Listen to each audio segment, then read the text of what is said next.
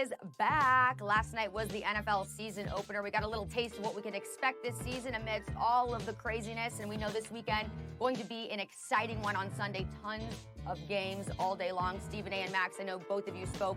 Very excited for this game. The Bucs and the Saints going at it. So, Stephen A., let me start with you. What do you expect from Brady this season in Tampa?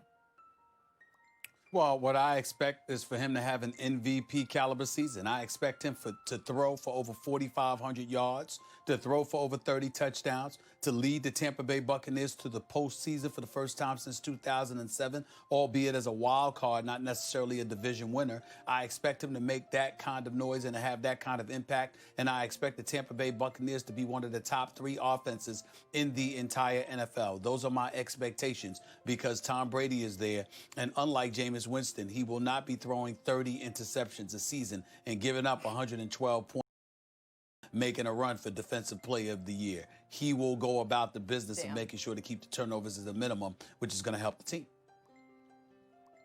Doing it all?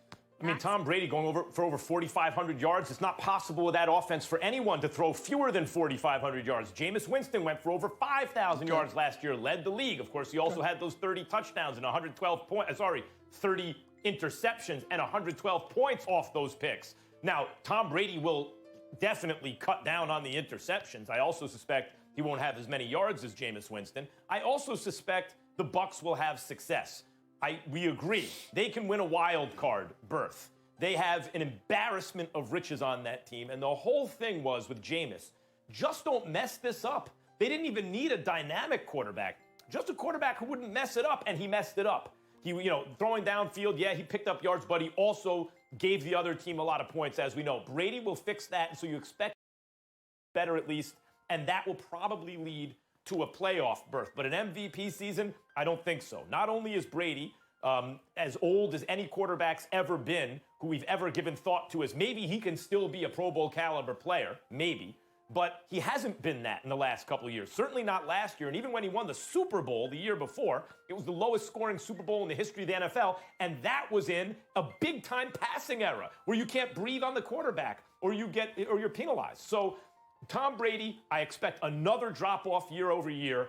I do expect that to be largely masked by the weapons he has. But Stephen A., not to the point where he's in the MVP conversation, especially not in an offseason where you couldn't get the practice in that you would normally get. You had no preseason, and there's no continuity now. He's not playing for Belichick anymore where he's been for the last 20 years. I don't expect an MVP caliber season. How about that?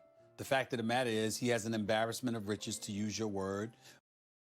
Evans and Godwin and Howard and Gronk and Braid and Fournette and Shady McCoy. You've got an embarrassment of riches. We get all of that. But you also have his experience, his championship hardware, the impact that he ultimately is going to have on the players if he hasn't already, because they know he knows what the hell he's talking about. And you've got that as opposed to individuals that have not been practicing, didn't have preseason games, weren't able to prepare to the degree that they wanted to or usually do because of the pandemic. I think that works in favor of Tom Brady, not against him.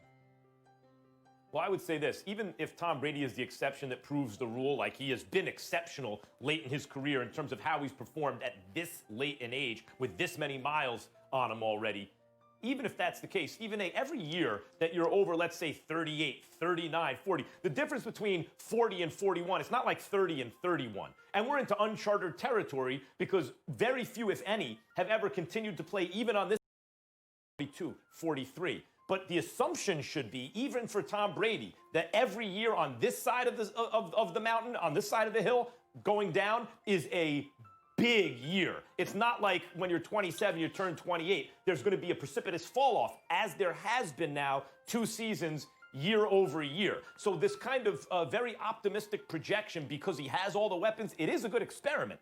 We now have Cam, who is multidimensional, but in a new system, coming off an injury in New England. We're going to see how he does with those weapons that everyone lamented Brady didn't have, right? Because if Cam makes hay with that, well, then that's on Brady for not being able to do it.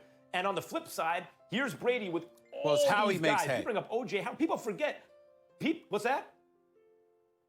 It's how he makes hay. In other words, if Cam Newton makes hay by running the football effectively, and he, along with James White and Sony Michel, give New England a number one run. I'm saying if he gives New England a number one running tech, if he still does what he the year with Norv Turner that he completed 67% of his passes. Outside of that, there were 2 seasons where he completed right at 60%, and all the other years were obviously lower than that. If he does that, but he runs the football effectively, that's still different than Brady. Brady might need to be with a team with weapons because he can't run.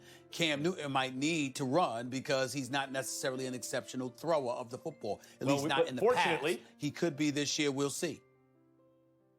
Fortunately, we're going to be able to see it from both sides if they could actually complete this season, right? Because Brady has all the weapons. You bring up O.J. Howard. Do people remember what we were talking about when this guy got out of college? And he's not the only tight end they have, and we don't even think about the tight ends on that team. And they brought in Gronkowski. He has everything a quarterback can want. So we'll see what he can do with that. And Brady? Oh, man, that's coming back still. The point is he's got all that. So not only can we see what can he do with that, but we can also see what a more dynamic quarterback can do without the so-called perfect experiment right now. Well, let's talk about what Tom Brady can do. Stephen A., I know that you have all the faith in the world in him as the quarterback of the Bucs. So I won't ask you if they're going to make the playoffs. I'm going to ask you how far will they go in the playoffs? I think they can go to the Super Bowl. That's where I'm at with it right now. I think that they got a chance to go to the Super Bowl. So I'm expecting them to at least be in an NFC title game, possibly a 50-50 shot at the Super Bowl. That's where I'm at with it. I think if they're allowing fans in the stands for the Super Bowl and we can actually get to play a Super Bowl, I think it's possible that the Bucs can attend the Super Bowl too, Stephen A. It's not impossible if they so choose, depending on how many fans they let in and if they can get tickets, sure. Who are your favorites in the NFC, Max? Mr. Ravine, you know, it's not a cliff, it's a ravine. Mr. Ravine, okay. That's right. All right. It looked like a cliff from where I was standing. When I got closer, it turned out it was just I like the Seahawks in the NFC.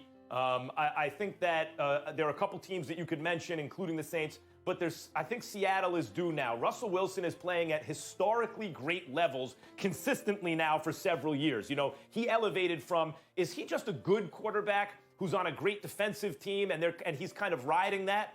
No, he's a legitimate all-time great quarterback.